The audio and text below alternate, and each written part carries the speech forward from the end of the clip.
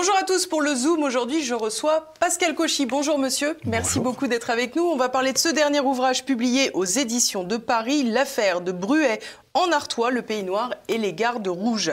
Alors on va remonter en 1972, c'était tout juste il y a 50 ans. L'affaire Brigitte Devèvre qui est donc retrouvée décédée dans un terrain vague. Pour commencer monsieur, vous êtes agrégé d'histoire, professeur à Sciences Po. Quelle idée de se lancer dans un fait divers ? Alors effectivement, cela n'est pas forcément... cela ne va pas de soi pour un historien de se lancer dans les faits divers, encore que ce fait divers, je crois qu'il a marqué d'abord toute une génération. Et moi, enfant, j'avais entendu parler de l'affaire de Bruay en Artois, comme j'imagine la quasi-totalité des Français.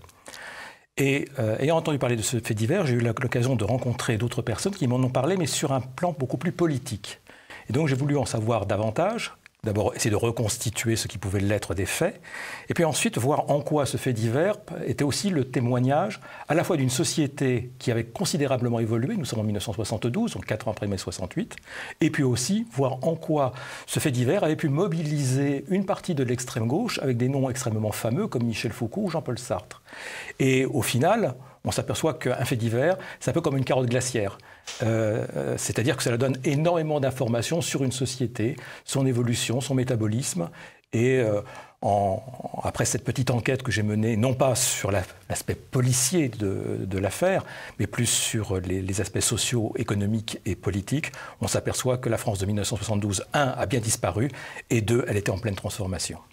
Alors pour commencer, monsieur, on ne peut pas se passer de raconter les faits au minimum. Est-ce que vous pouvez nous expliquer, au plus court, j'allais dire, sans rentrer trop dans les détails, cette affaire de Bruay en Artois?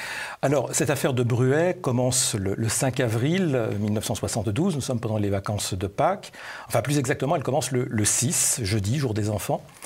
Et des enfants dans un coron. Nous sommes dans le Nord, dans le Pas-de-Calais plus exactement, à Bruay en Artois, ville minière très ancienne, très importante. Ces enfants jouent, comme beaucoup d'autres, sur un terrain vague, au ballon, et ils découvrent le corps d'une jeune fille. Cette jeune fille s'avère être le corps d'une voisine, Brigitte Devèvre, et l'enquête commence. L'enquête commence, et après, très vite, les soupçons vont se porter sur une personnalité importante de la ville, le notaire Pierre Leroy. Pierre Leroy qui a eu la malchance d'avoir garé son automobile, une 504 blanche, la veille, donc vraisemblablement au moment de la disparition de Brigitte Devèvre, à 2 pas de ce terrain vague. Les soupçons vont se porter sur lui, et très vite l'enquête va être menée par un juge, le juge Pascal, pratiquement une enquête véritablement à charge. Plus exactement, le juge cherche à obtenir des aveux car il est persuadé de la culpabilité du notaire.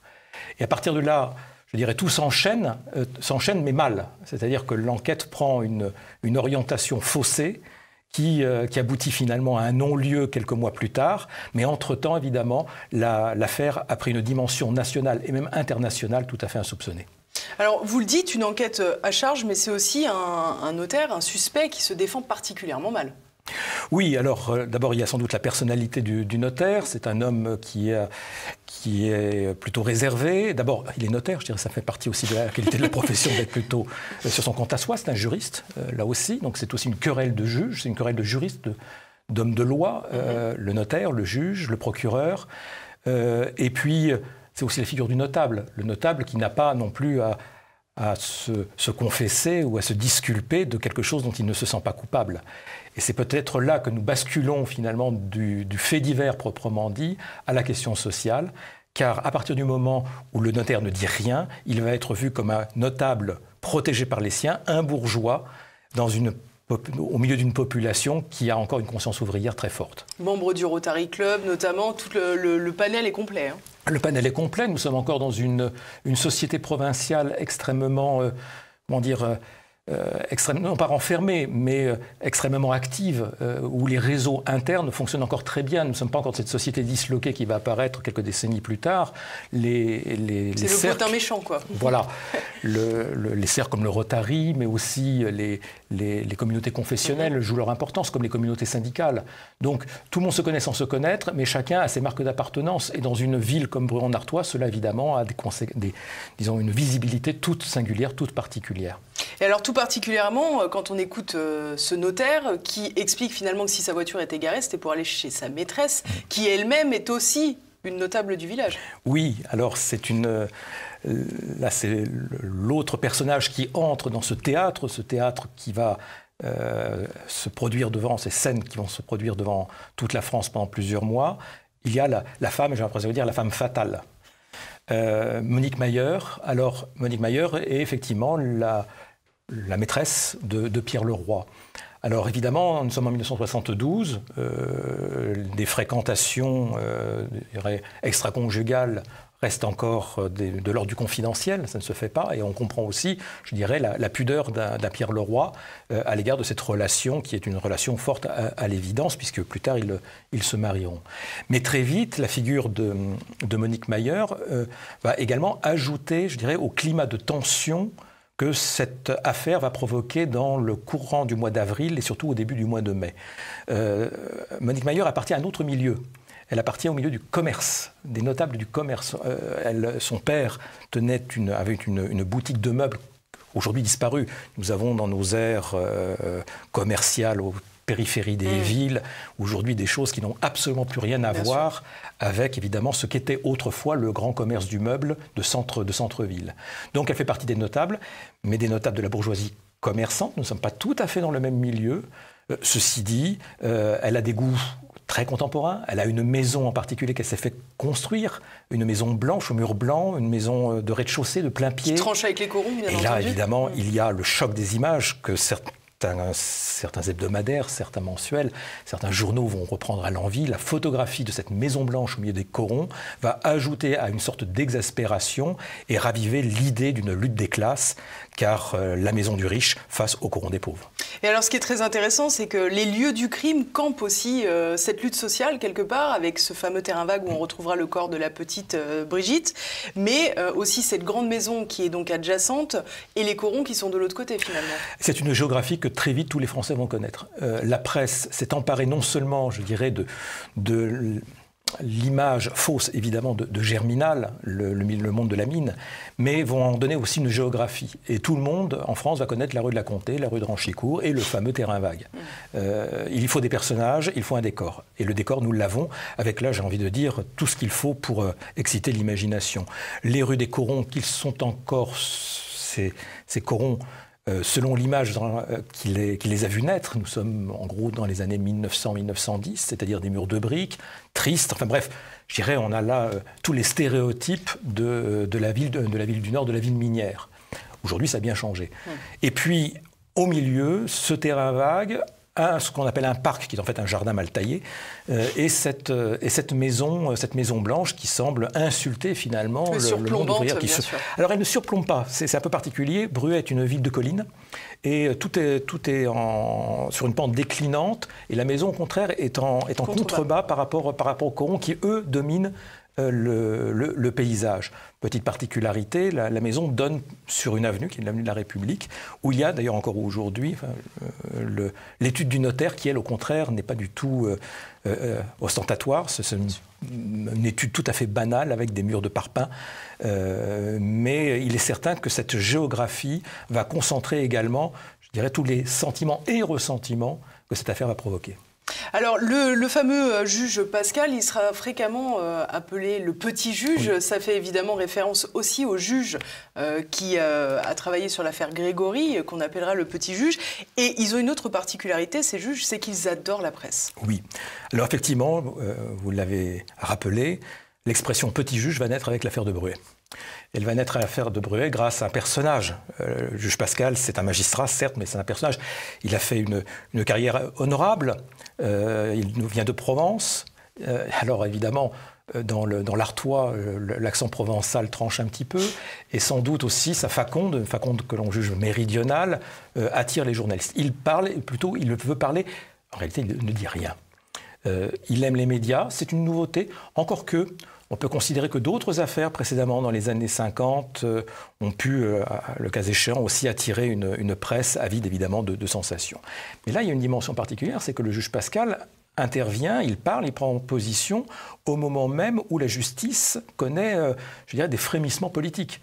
la naissance du syndicat de la magistrature, il n'en fait pas partie, mais il y a une remise en cause. À cette époque, nous sommes encore une fois 4 ans après 68, de l'État, l'État patron, l'État policier, l'État justice également.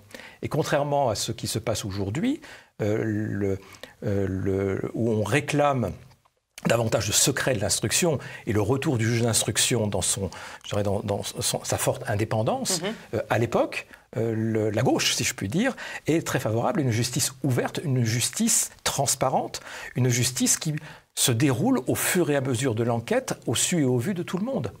C'est d'ailleurs, parallèlement, un des chevaux de bataille d'un certain Michel Foucault et d'un certain Jean-Paul Sartre aussi. 2 ans plus tôt, ils ont organisé des procès publics, un peu sur le modèle des procès lors de la guerre du Vietnam, dans les corons précisément, où ils ont mis en accusation les houillères après une catastrophe qui avait coûté la vie à plusieurs dizaines de mineurs. Et donc, cette idée d'un tribunal populaire essaime évidemment non seulement l'opinion, l'extrême gauche, et déjà une partie de la jeune magistrature qui sort de son école. Alors le juge Pascal n'est pas un militant, mais il a cette conviction que la justice doit être transparente. De ce point de vue-là, il est tout à fait en concordance avec les jeunes de son temps. Sauf que cette transparence, elle est quand même limitée par la loi.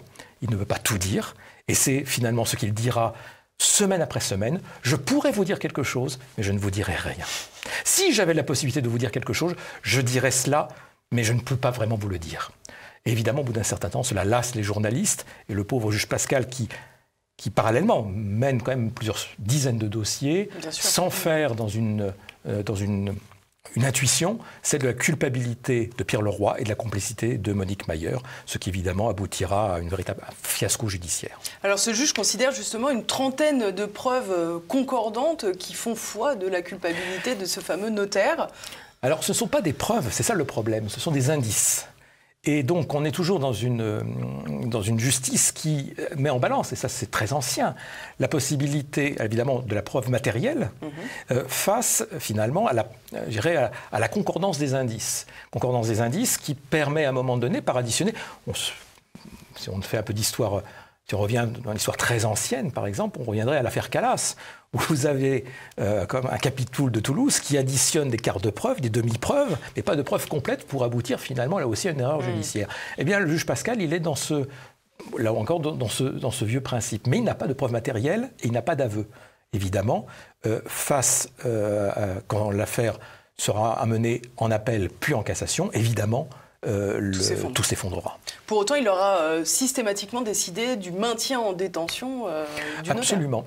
Absolument, c'est-à-dire qu'il a suffisamment, et ça c'est toute l'importance du juge d'instruction telle qu'elle était voulue par à la fois le fondateur, Napoléon Bonaparte, mais également rappelé pendant la réforme de la justice de 1958, le juge d'instruction a des pouvoirs considérables. Aujourd'hui, les choses ont beaucoup évolué avec le juge de détention des peines, etc. Mais le juge d'instruction, en fonction effectivement des présomptions qu'il a, peut maintenir en détention l'inculpé. Et Pierre Leroy sortira d'ailleurs de prison, mais sera toujours inculpé. Il faudra attendre une décision finale seulement à la fin du mois de juillet, donc 3-4 mois terribles pour le notaire. Alors très rapidement, un autre suspect né ensuite de cette affaire, un petit jeune de Bruay en Artois.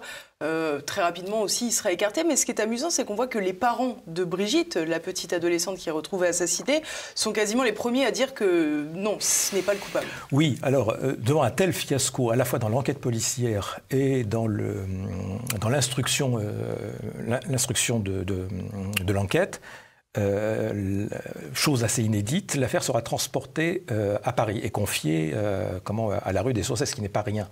Et là, les policiers parisiens et les juges parisiens ne vont pas s'embarrasser de beaucoup d'égards vis-à-vis de la population locale. Ils vont mener tambour battant leur enquête, rassembler ce qu'ils peuvent rassembler d'un dossier déjà volumineux et très vite vont conclure non pas la culpabilité, mais je dirais à une forte présomption contre un des jeunes voisins, il a 14-15 ans, 16 ans peut-être, de la famille de Vèvre, donc un enfant des corons, un orphelin, élevé par son frère, un fils de la mine, mais qui a été très présent pendant toute la durée de l'enquête, pratiquement du mois d'avril jusqu'au mois de juillet, et il a d'ailleurs fait partie de ceux qui ont le plus milité en faveur, ou plus exactement contre le notaire.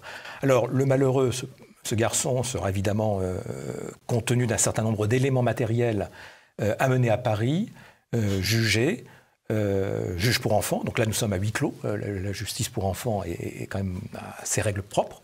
Et au final, incarcéré, jusqu'à ce que le jugement soit cassé.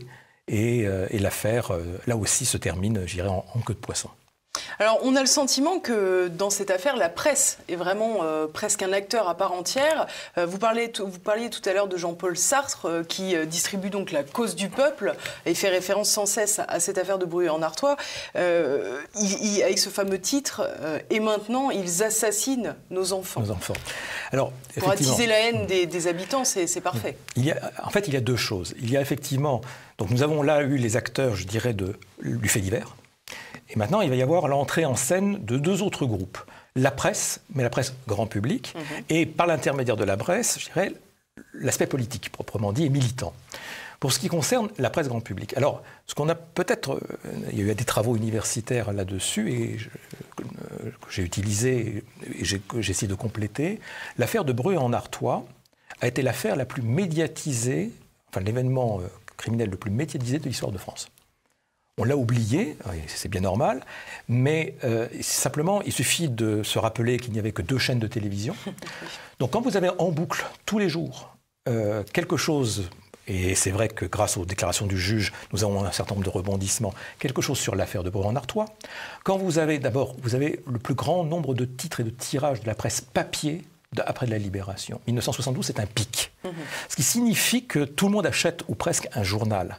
Et quand dans la presse PQR, comme on l'appelle aujourd'hui, mais dans la nombreuse presse parisienne, c'est pas comme aujourd'hui, là encore, les titres sont considérables. Vous avez de façon régulière, même dans les journaux les plus réputés sérieux que l'on met en dernière page, on parle de l'affaire de Bruay-en-Artois, d'autant plus qu'elle commence à avoir un petit souffle à la fois politique et social.